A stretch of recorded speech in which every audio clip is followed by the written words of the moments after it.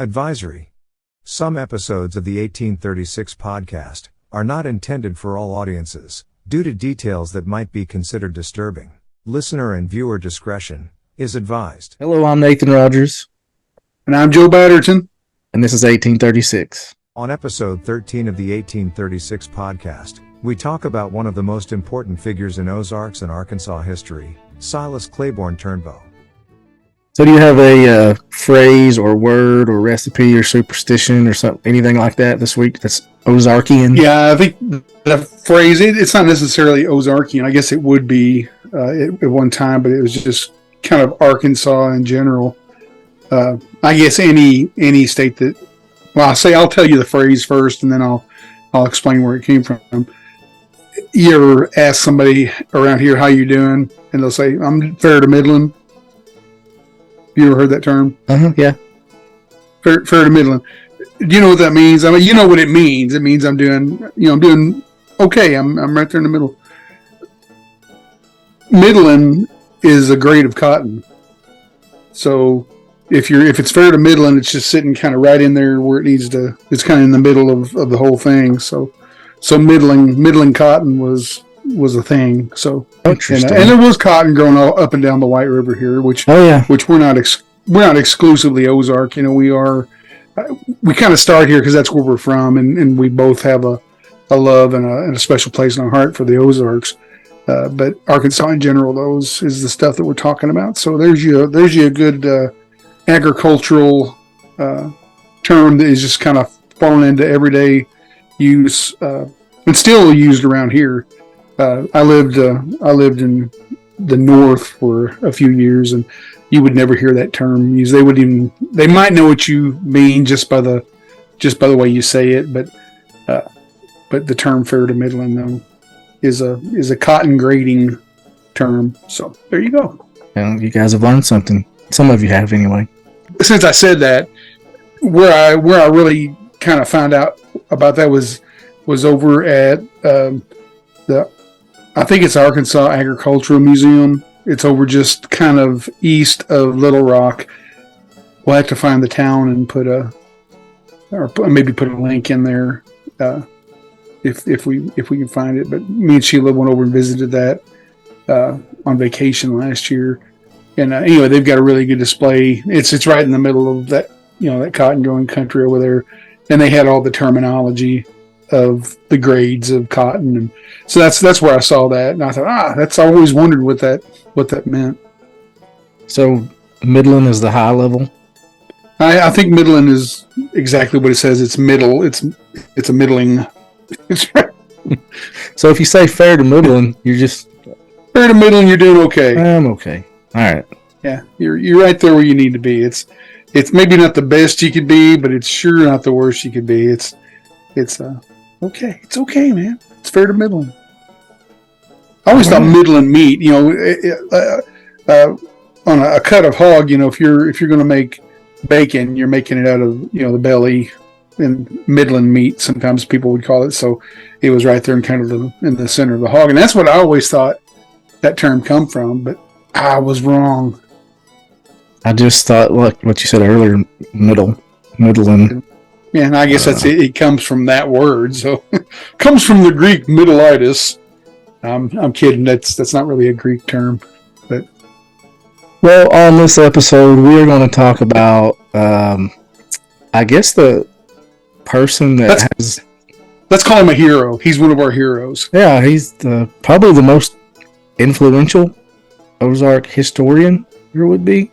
Yeah, I think if, at least for our area, for Central Ozarks, that when I consider where we live just right in the heart. If you kind of just reached in and put your hand in the middle of the map of the Ozarks, that's kind of where we sit. And I think he's probably one of the most important mid 1800s to late 1800s historian that exists for our region. So that person would be? Well, really, he's kind of the inspiration of this podcast.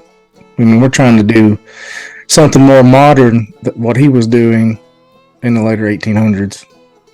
But that person is Silas Claiborne Turnbo.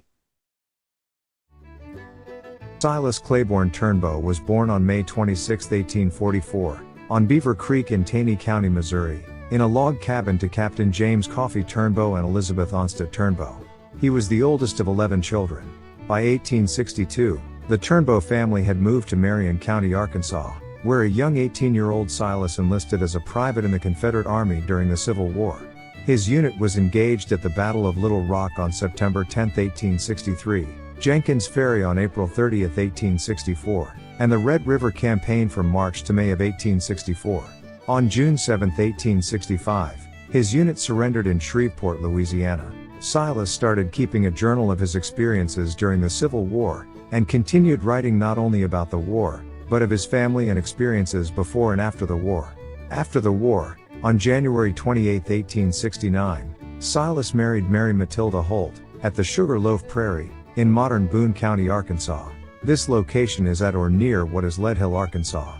His wife, Tilda, was born on a farm on the bank of Little North Fork, in Ozarks County, Missouri, to Fielding Holt and Elizabeth Hamblin. Silas and Tilda became parents of 5 children, 2 sons and 3 daughters. In the early 1870s, Silas developed an interest in the stories of older residents in the White River Valley, beginning a lifelong pursuit of collecting Ozark mountain tales. He was called Claib by his friends and family, and they thought of him as a wanderer. Little did they know that his writings would become one of the greatest sources of Ozarks history and genealogical information for future generations. So he wrote, I'll pull my volume up here.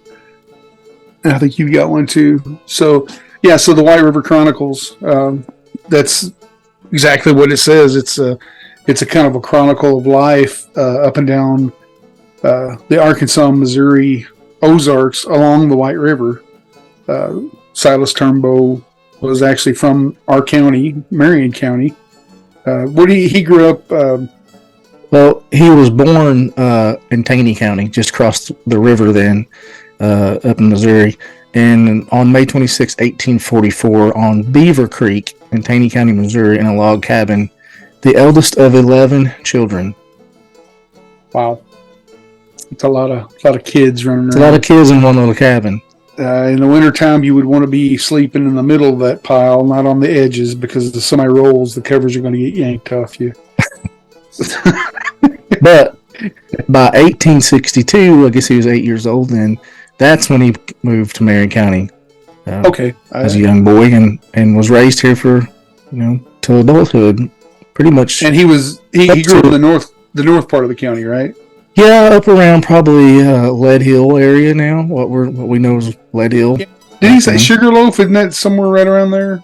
Yeah. Nathan asked me if I did my homework before we started this, and I'm just kind of flying by the seat of my pants. But I've read through the White River Chronicles so many times. There's so many great stories, and it's that the White River Chronicles is I would kind of compare it to a historical book of short stories of things that he witnessed, stories he was told, people he knew. It goes from some stuff from like his childhood all the way through the Civil War, and even past, into his later years. Mm-hmm. But just really, really intriguing stuff. Yeah. Anyway, go ahead. I interrupted you on. No, you did. When he turned 18, he joined the Confederate Army. Participated in the Battle of Little Rock, Jenkins Ferry, and he actually mustered. Do you remember what unit he was with? You have it written down in there? I don't have it written down, but it was one of the Arkansas. It was the one that mustered in. He mustered in Yellville. Mm-hmm. During the Civil War is when he began to document things, his experiences during the Civil War. He wrote them in a journal. Then it went to kind of expanded out to talking about his family and growing up. And then, of course, after the war, he was talking about post-war experiences. And little did he know he was preserving a lot of historical events. I think he knew. I really do. I think there was something in him that just realized that this was important stuff that needed to be written down. I'm gonna step out there and say this. I'll step out there a lot and say things. If you are a history nut at all, if you're interested in, if you're from this area, if you're from the Ozarks at all, you owe it to yourself to get a copy of this book. I think it's online for free. I think you can go on the Greene County Library's website, and it used to. I haven't checked in a while, but it used to be on their online electronic library for free, and you can read all these stories. But you really owe it to yourself to read this stuff if you're a Civil War buff, and it gives you it. When you read some of these stories, it really gives you a better understanding of how awful. We always glorify, and I think that time period is cool. I like the clothes, I like the houses, I like the old tools, I like the weapons that they used. And we always romanticize that stuff, and that's fine. I mean, that's what makes us all interested in history and pursue that. But as you start diving into that and really start becoming a student of that, and you start reading this, a guy like this, you start reading his stories. To me, it's mind blowing of the things that went on around here. That we all have this tendency to say, "Oh, things are getting so bad. It's awful today." The things that go on, and it's just the end of times. Go back and read what was going on during that war. You ain't got a clue of how awful people can be, and how kind and considerate people can be to help each other. But some of the war stories just they stick in your mind, man. It's just it's interesting stuff. Yeah, and I guess one reason we're doing an episode just on him right now is eventually this is a precursor. Eventually we are going to be retelling some of his stories on here from the book, and I don't know, I would like to make it through all of them, but I don't know if we'll live that long. Yeah, well, and you don't want to just wear out one subject. I mean, I think our goal with this podcast is to obviously represent our local history, but to really branch out there and hit all of Arkansas. So it'll be fun to, now that we're introducing Silas Turnbo, we'll be able to pull some of these stories up, and especially if we start talking about different events like during the war, and you need a reference to some things that were happening. The bushwhackers that were roaming this area. We've already talked about Alf Bolin.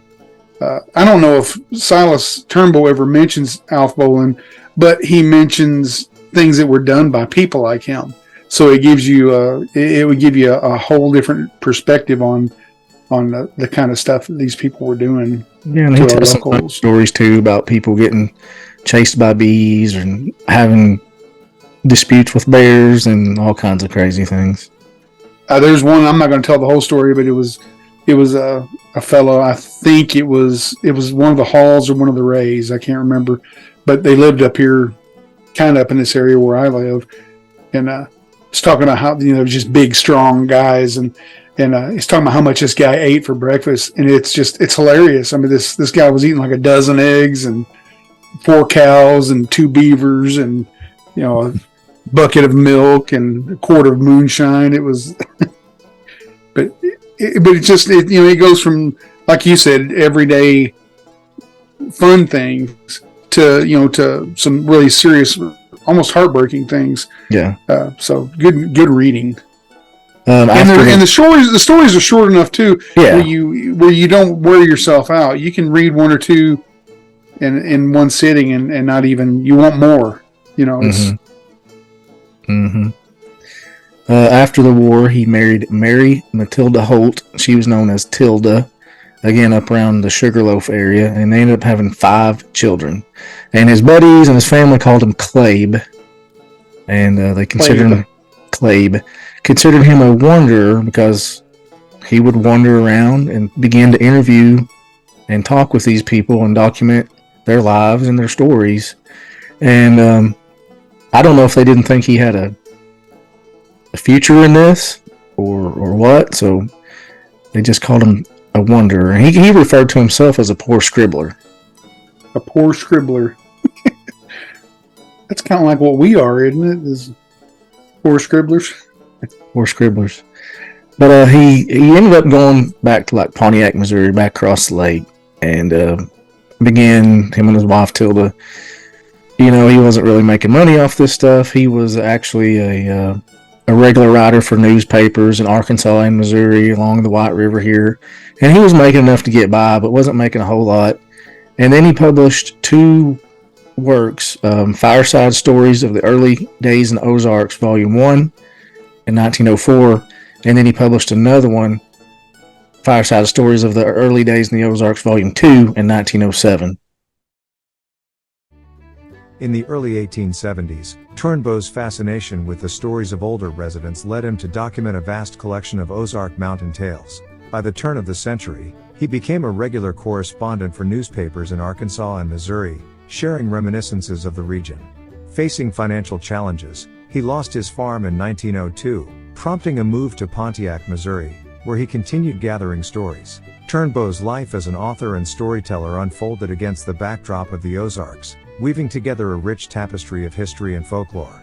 Despite facing financial challenges, he remained determined to document the past. Turnbo's stories culminated in the publishing of 2 collections. In 1904, at age 60, he published Fireside Stories of the Early Days in the Ozarks, the first of a planned series. The second volume followed in 1907. Turnbo sold these volumes himself, traveling the countryside, and while he received complimentary letters, his venture did not bring financial success. In 1913, facing financial difficulties, Turnbo sold the rights to his extensive writings to William E. Connolly for $27.50. Despite the sale, he persisted, considering himself a poor scribbler without means and education, and continued wandering through the Ozarks, making periodic appearances in the region. After his death, Turnbo's legacy endures through various collections. Despite not achieving widespread success during his lifetime, he left an unparalleled collection of Ozarks reminiscences and tall tales that continue to provide valuable insights into the region today. The Turnbo Papers, a significant compilation of stories and historical accounts, offer a unique glimpse into the cultural fabric of the Ozarks during the 19th and early 20th centuries. Turnbo's dedication to document the region's folklore and history has left an indelible mark on Ozark studies. And again, they had some hardships, called himself a poor scribbler without means and education. And Greene County Library has a lot of his original letters and journals there that you can go look at. After living on a bluff-top farm along the White River, Turnbo continued his passion to collect stories by wandering throughout the Ozarks and meeting acquaintances. In his later years, Turnbo faced health challenges and split his time among family members in various locations in Missouri, Oklahoma, and New Mexico. His manuscripts encompass hundreds of short stories depicting life of the pioneers along the White River Valley, in northwest Arkansas, and southwest Missouri, during the latter half of the 19th century. These accounts delve into a myriad of subjects, including hunting, farming, outlaws, the Civil War, home life, and peculiar events. Genealogists have found interest in these manuscripts due to the detailed accounts of ancestors' experiences. Historians, folklorists, and those curious about frontier life in the Ozark Hills also find these manuscripts compelling, offering a unique perspective on the region's inhabitants during the recounted period. The stories provide insights into their interests and experiences. It's believed Turnbo had even more writings after 1913, but the fate of the materials remains unknown. Turnbo's final chapter unfolded in Broken Bow, Oklahoma. On March 15, 1925, Silas Claiborne Turnbo passed away at the age of 80. His final resting place is in the Park Grove Cemetery, next to his wife, Matilda. Turnbo's legacy, however, extended beyond his lifetime. His extensive collection of Ozarks history, tall tales and folklore has endured. His materials are scattered across archival institutions, including the University of Arkansas, University of Oklahoma, and the Springfield Greene County Public Library, providing valuable primary source information about life in the region. Greene County Library is a really good source for Ozark materials. I've used it for years and years and years. Once I found it was there, I haven't used it a lot lately because I've ended up buying a lot of those books just to have them here on hand. But he began a partnership with publisher William E. Connolly and ended up selling his papers and works for $27.50. Cool. Yeah. I wonder what that was. What did that equal out to in today's? I don't know, because this was 1913, so it wasn't. Yeah. So that still wasn't money. Still wasn't a lot for. I could probably just a couple $100, I would think. Yeah. Ends up moving to Oklahoma. I guess toward the end, he was just kind of going from kinfolk to kinfolk. Yeah. Well, you know what they say about Oklahoma? It's okay. It's fair to middling. It's fair to middling, yeah. But his manuscripts, hundreds of short stories, Ozarks life, highlighting anything from hunting to farming to outlaws to Civil War, home life, just different events in the area, and really gives you a good insight, like you were saying earlier, to what things were really like here. I've just I can't even remember where I ran across that book the first time. It may have been just in the library. There's once I found it, I was just really intrigued by the stories and by him. There's the White River Chronicles.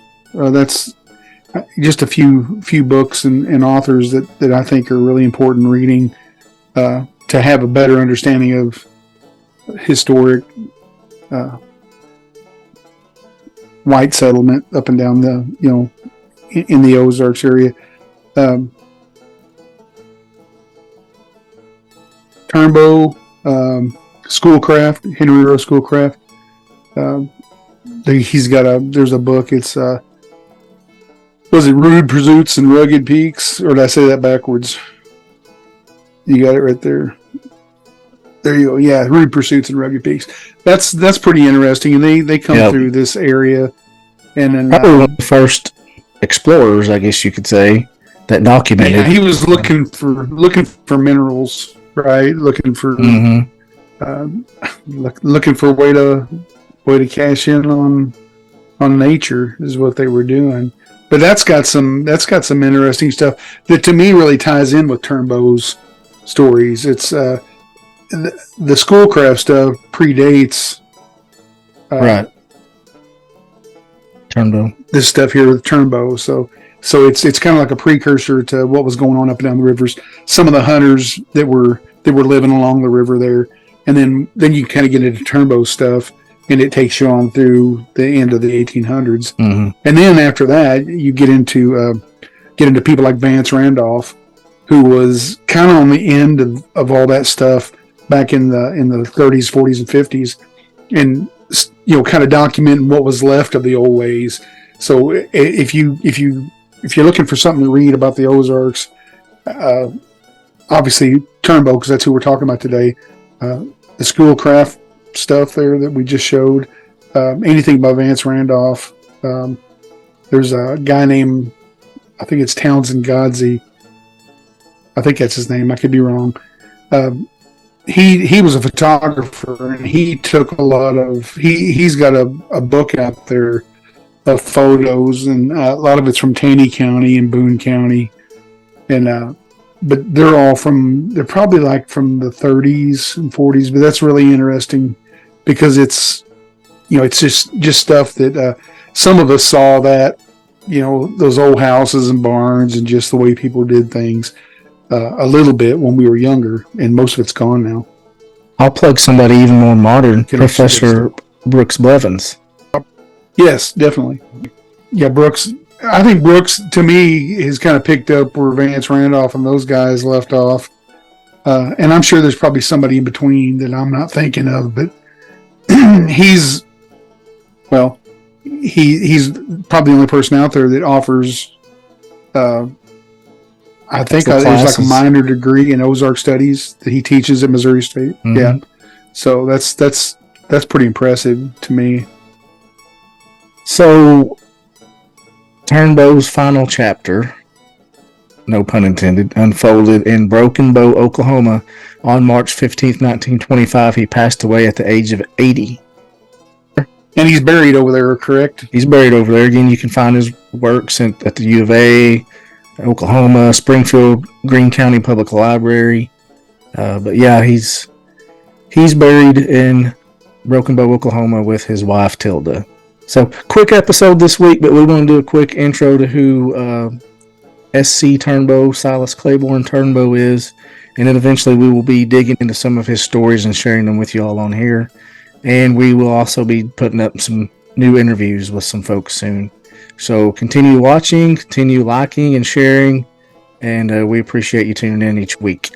And pick those books up. Go out and find those books and dig into them and start reading. It's pretty interesting stuff. All right, guys. Till next time. Thank you to everyone who has tuned in to this episode of the 1836 podcast. We hope you found it informative and engaging. Please like, share, rate, and review.